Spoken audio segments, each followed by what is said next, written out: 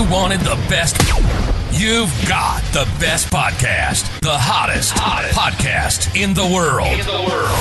The Chris Voss Show, the preeminent podcast with guests so smart you may experience serious brain bleed. The CEOs, authors, thought leaders, visionaries, and motivators. Get ready. Strap yourself in. Keep your hands, arms, and legs inside the vehicle at all times, because you're about to go on a monster education roller coaster with your brain. Now, here's your host, Chris Voss. Hi, folks. It's Voss here from the ChrisVossShow.com. Ladies and gentlemen, the only things that makes official. Welcome to the big show. As always, we're just excited to have you and be on the show. We have an amazing young lady in the show. We're going to be talking about her insights and her book and all the good stuff. But in the meantime, we need you desperately. We're so desperate. I'm trying to fake desperation in my voice. We need you, though. I really do. Go to goodreads.com/Chris Voss for your family and friends, at facebook.com/Chris Voss, linkedin.com/Chris Voss, and all those other crazy places on the internet. Opinions expressed by guests on the podcast are solely their own and do not necessarily reflect the opinions of the host or the Chris Voss Show. Some guests of the show may be advertising on the podcast, but it is not an endorsement or review of any kind. Today's featured author comes to us from bookstolifemarketing.co.uk. With expert publishing to strategic marketing, they help authors reach their audience and maximize their book success. Today, our author is Becky L. Jackson. She's the author of the book called Seeking, Finding, and Healing, The Complete Guide to Self-Directed Inner Family Healing. And she began her recovery in 1974, arresting an eating addiction and chemical dependencies using a 12-step path. She helped design a groundbreaking social model recovery home for women with eating addictions. She opened an educational center where I work with individuals and groups. She designed and led workshops and presented educational lectures at colleges, high schools, as well as the Miramar Naval Eating Disorder Treatment Center. Her first book was published in 1991 called Dieting, a Dry Drunk. I like that title. It's kind of interesting. I used to drink a little bit back in the day, too. And then she did a companion book, Dieting, a Dry Drunk, the Workbook. And she published the Becky L. Jackson Eating Addiction Recovery Model. And then she switched all individual groups and workshops to Zoom in 2018. And in 2021, she published this latest book. Welcome to the show, Becky. How are you? I'm good. Thank you for having me. Thank you for coming. We're so excited. Give us a .com so we can find you on the interwebs. I've got two different ones, innerfamilyhealing.com and eatingaddictionrecovery.com. So I have two websites. I have Instagram and Facebook, but I'm a recent widow, so I've kind of backed off on both of those. Okay. So give us a 30,000 overview. What's inside this book?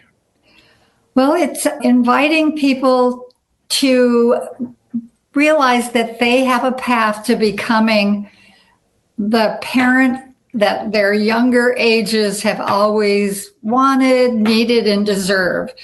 And allowing them to step forward as that wiser self and to become a trustworthy parent to them allows them to bring any unresolved issues, traumas, pain, and we can guide them toward that healing path. The healing path. Now, is this kind of different than the other books you've written about addiction? I think I'm assuming addiction and stuff like that. A little bit in that I probably had about 2 years. I was about 32. I had about 2 years and had kept my word about being sober and about being absent from the eating addiction. Was doing a lot of my own inner work, and happened to see a made-for-TV movie called Sybil, which is about a woman with, I think, 16 multiple personalities. Very fascinating made-for-TV movie. And when the therapist character started introducing some of these alternate selves, they were younger. And I started to identify, even though I'm not a multiple personality, that I had younger selves that really needed to have a voice and to have a safe setting And because the therapist character in the movie did it through a visualization, I thought, yeah, how hard can this be? I can give it a try. And so the first one I did, I kind of wrote out what I would call is an amends and a commitment to those younger selves. Mm-hmm. And I just thought it was going to be delivering it to, and I didn't have any experience meditating, but I just thought in my mind's eye, I would see these younger self faces and deliver that message to them. I did not know they were going to talk back. I didn't know they were going to talk to each other. And so it really started me down a path of incredible tools for healing. Now, back in 1974, sharing that, that was not an easy thing everybody could grasp. But over the years, after I had about 10 years, I started working in the recovery field. And I think that a major component that fuels addictions is a younger self's dependency on any addiction to deal with historical pain or unresolved trauma, etc. So I started incorporating this particular model in working with addicts to give them a safe setting to understand that they can help those younger selves break their dependency on the addiction. Yes, you can stay sober. Yes, you can stay abstinent. But really what you want is to be not dependent on them, but to have really mature, sound, spiritual ways of dealing with life as opposed to those immature ways. Trauma is a big thing. Things that happen in our childhood really shape us. Absolutely. And I know I used to watch, what was that show I used to watch all the time? I think it was he was on MTV with Adam Carell for a while. They had Loveline was the name of the show. And I don't know why I can remember Adam's name, but I can't remember his ever. But he ran a rehab, I think in La Crescenta, Pasadena, California. And, they had a lot of the Hollywood, rock and roll people, stars there. And it was interesting to me. I love watching car crash stuff. So, like Cops, the movie, the TV show Cops and stuff. I like watching people's lives be a mess because then I can get done and be like, my life isn't too bad. I'm not, trying to say I'm better than those people in any way, shape, or form, but sometimes you get a little depressed and you want to see somebody else suffer. I don't know. This sounds like a horrible thing the way I'm describing it, doesn't it? Anyway, all right. Well, but I did, I empathize with the people and their journey that they have through rehab is really hard. But one thing I noticed was a consistency of sexual assault or trauma from childhood. And a lot of the time, the addiction was really them trying to mask that, numb the pain. And since they hadn't ever dealt with that particular trauma, until they heal that wound, you're just throwing wallpaper on it, I guess, or something. Well, one of the things in the book that I try to encourage people to do is read the book cover to cover at least one time, but then start to work on becoming the parent that those younger selves need. And by younger self, I mean, if you're 40, you got a 35-year-old self in there too. But to become that person, you really have to create a new foundation and create trust. They cannot and will not, I don't think, come forward with much willingness unless we have really made it clear we are on a path to become the parent that they deserve. And one of the things that I explained to people in the beginning is a tool that I stumbled onto way back in the beginning as well. I had a kind of a mentor that was helping me stay sober. And she said this one thing to me that was really helpful. She said, in times of stress, upset, confusion, don't do what you would do. I want you to start right now and make a list of 3 to 5 people you admire and respect. Pick one of them, do what you think they would do. And I found when I did that, I accessed some level of wisdom I didn't consciously feel I had. And after doing that a few months, I thought, I'm going to call these my future Beckys. So I was, 33-ish, 32-ish at the time. So I started doing a meditation where I would see myself at 35, 40, 45, 50, 55. I took myself up into my 80s, and, and now I am in my 80s. And I really built this, it takes a village to raise a child. I really built this village with wiser aspects of myself. And that's an important concept to have in place before we start bringing all these wounded selves to us when we don't have the tools or the wisdom to help them yet. So that's a major component that I have at the beginning of the book to help people go through, is really building a foundation that's going to allow them to be a person that they can respect. Building a foundation. And if these inner wounds, these trauma wounds, they're like poison in your system. They just fester. Yeah. And they affect you in so many ways, sometimes subconsciously. A lot of people sometimes have childhood trauma and their mind, we've talked about this a lot on the show.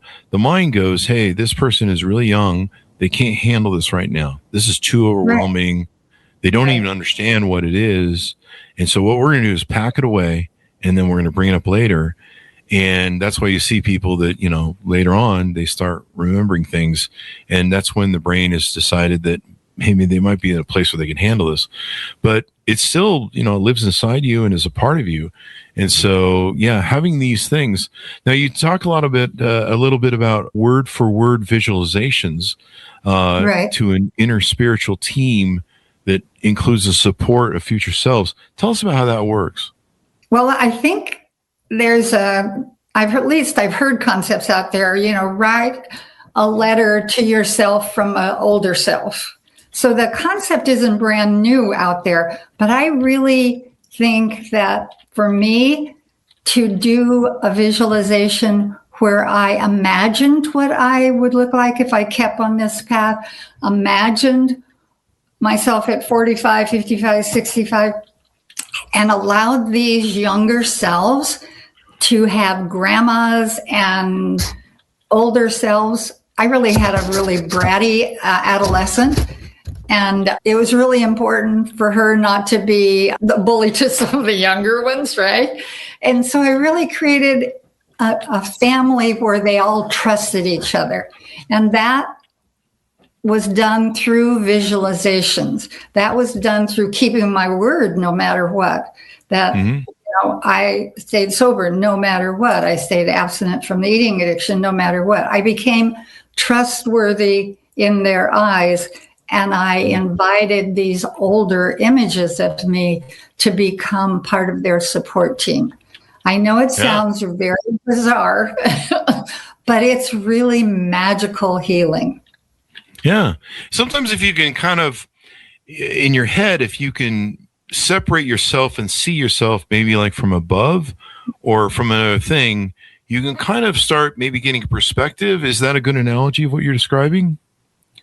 A little bit, yeah. Because I think, quote unquote, if we see ourselves from above, we're oftentimes seeing more of our soul's view or our older self's view.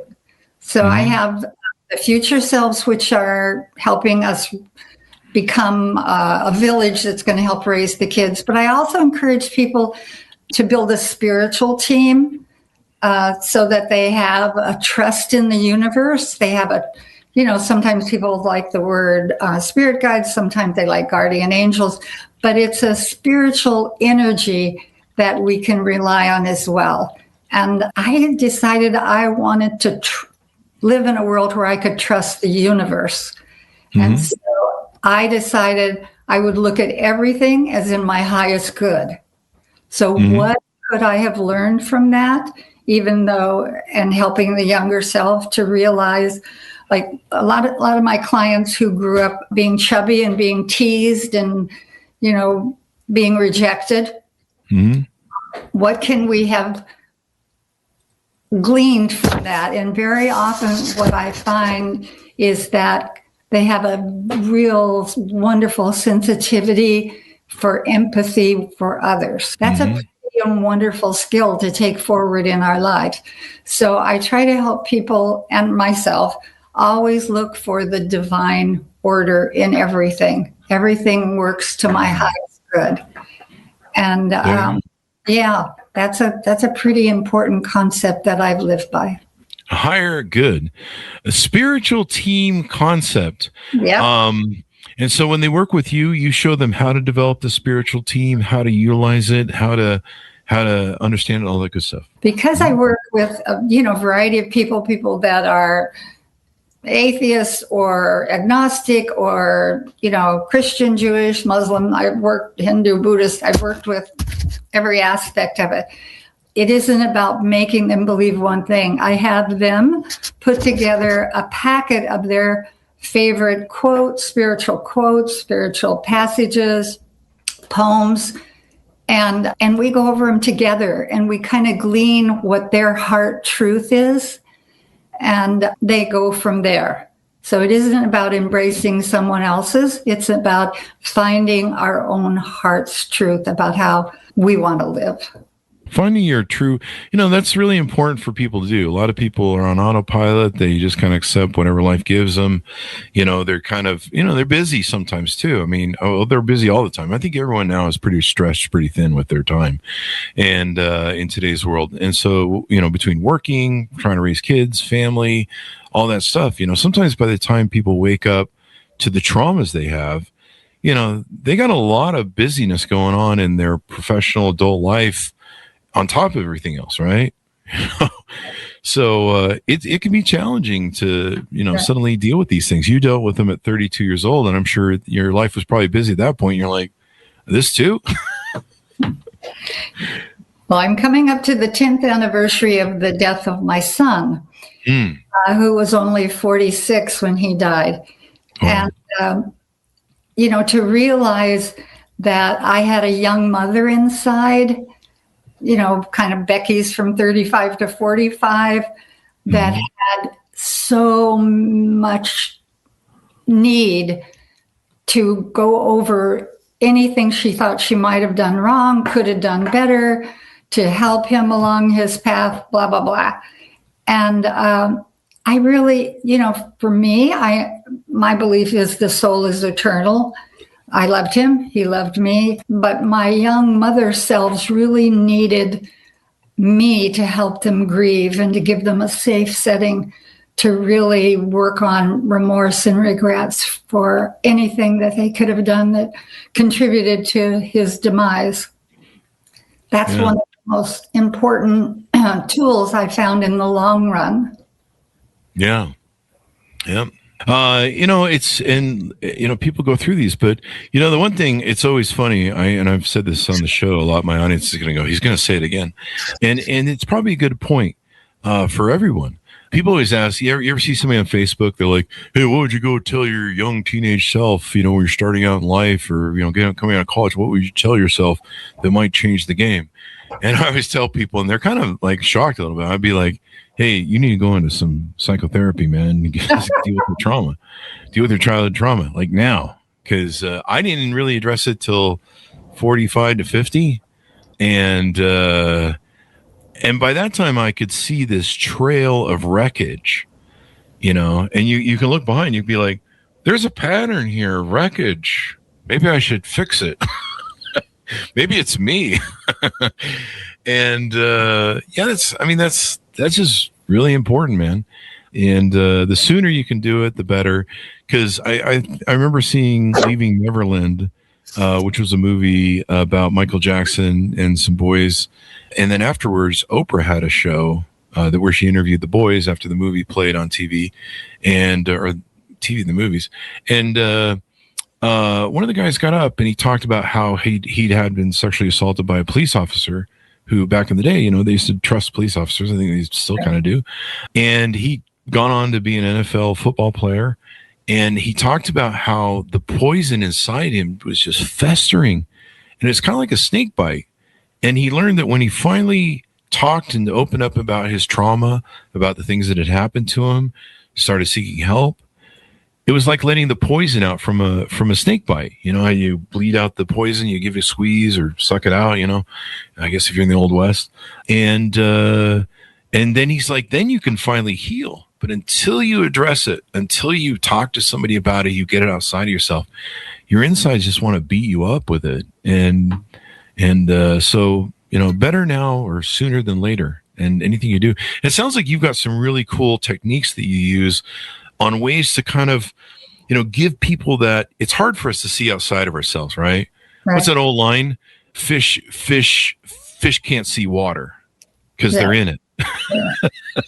Right? Just like we can't see air. And that's kind of the problem you have with yourself. You can't really see how you are, especially with the ego controlling so much stuff. And go ahead. One of the important points of my book is to do the inner work before you are overwhelmed with their trauma, the younger self's trauma, to do the strengthening of the wisdom within yourself, to become trustworthy to any child that you might have. Then they can trust you enough to come forward with hope about healing. Otherwise, all they do is come forward with their pain and blame. We want them to come forward with hope that we are going to be a resource for them. Mm-hmm. Yeah. Hope is the thing on everything. And so you focus on building a foundation. Right. Visualization. And visualization is a really powerful tool. We've had like Olympic coaches on the show. Yeah. And, Tony Robbins talks about this in other people. If you can visualize using, overcoming the obstacles that you have, and then what your future self is, like, what you want to be, and understanding who you are so that you can make those changes. I mean, that's a great way to do that. And then that way you really start changing your future. You start developing yourself and growing, and you see yourself in a better place. If you're doing drugs and you're maybe living on the viaduct, or maybe, you're just doing drugs and you have a problem, you can't stop, you can start thinking about, okay, what would it look like if I lived a life where I wasn't addicted? How much better would that be? What would that feel like? And feelings are real important, right, in this sort of visualization process. Yes. Yeah. Yeah, definitely. I do try to put in word for word so that it takes the person, they can actually record it using my words or tweak them to make them their own. But it opens, going from beta brainwaves to alpha brainwaves really opens the door to creativity. When I've done my workshops to where I lead the meditations, no one has the identical experience. It's all their own creativity that opens the door to their healing. And I allow everybody to kind of share what they're comfortable sharing, but it lets the person know there isn't a right or a wrong way, that their path can be their creative healing. Yeah. Creative healing. What are some other things about the work you do and things you discuss in the book that maybe I haven't asked you about? Well, I have one that I use. It's one that came on a little later in my life called the Board of Directors. Oh. I am the visualization. I stay the mental self. And then I have like a board meeting room, and I have my spiritual self, my emotional self, and my physical self all there for a meeting. And the first time I did that, the physical self came in and said, "You like all them better than you like me." You can talk to your emotional self. You can talk to your spiritual self. You don't talk to me. And so I realized that giving my physical self that setting, she could tell me that she felt like the stepchild and she didn't want to be the stepchild anymore.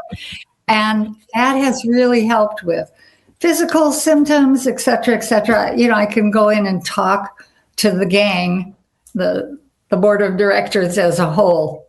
That's been a really wonderful one as I've gotten through a lot of other issues in life that have to do with health stuff. Aging and health stuff. Yeah. So is it harder to do this inner family work? Does it help in aging? I mean, you've been using this for almost 50 years. Yeah, it has really made a wonderful difference because just to give you an example, probably when I was about 45, I was getting out of the shower and saw my naked body and kind of put my hands under my breasts and lifted them up and said, oh, they belong up here. And one of my wiser women selves said, you'll wish you had this body when you're 65. And I thought, oh, yeah. So now I'm in my 82nd year, but I'm actually 81. If I get out of the shower and I see the sagging, the wrinkles, I hear with a big smile, a giggle, you'll wish you had this body when you're 101. So there's been so many benefits to having those wise voices inside.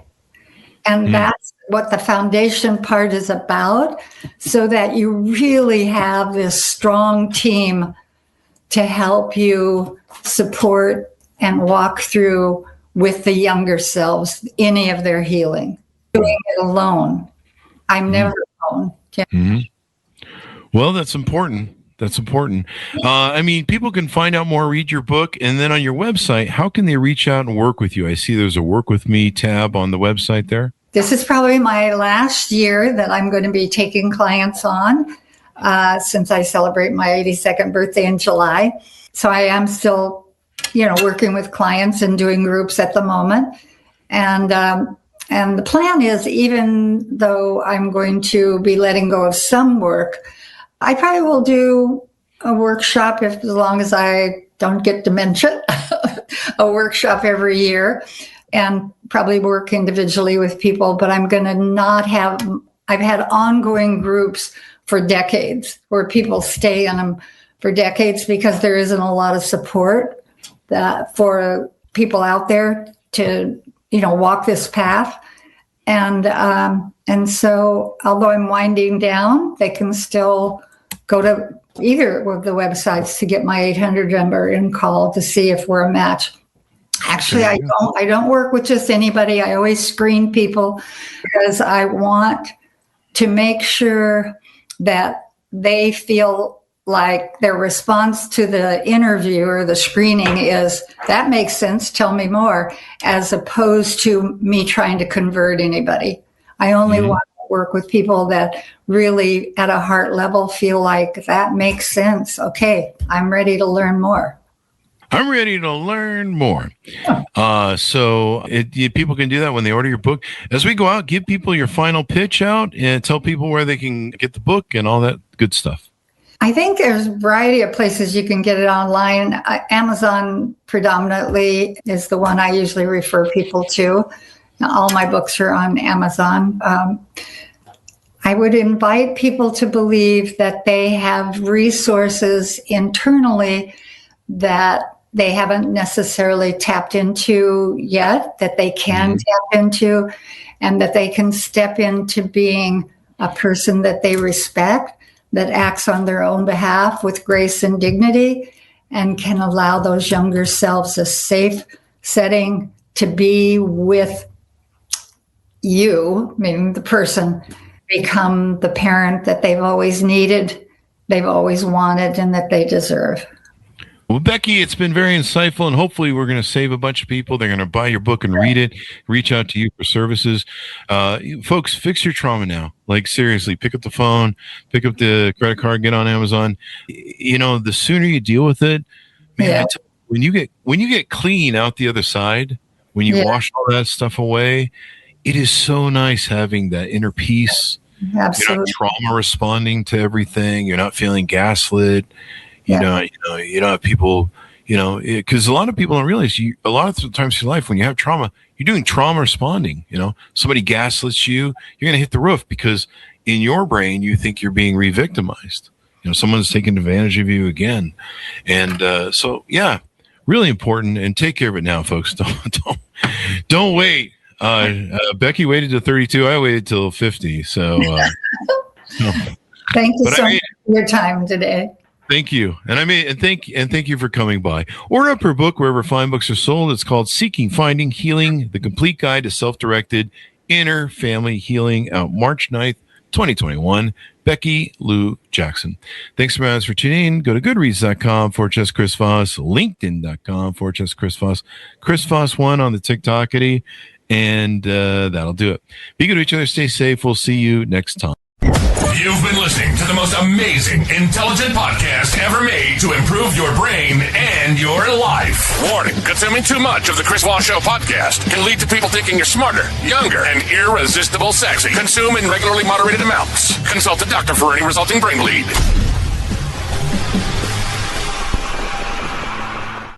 All right, Becky, so we got out.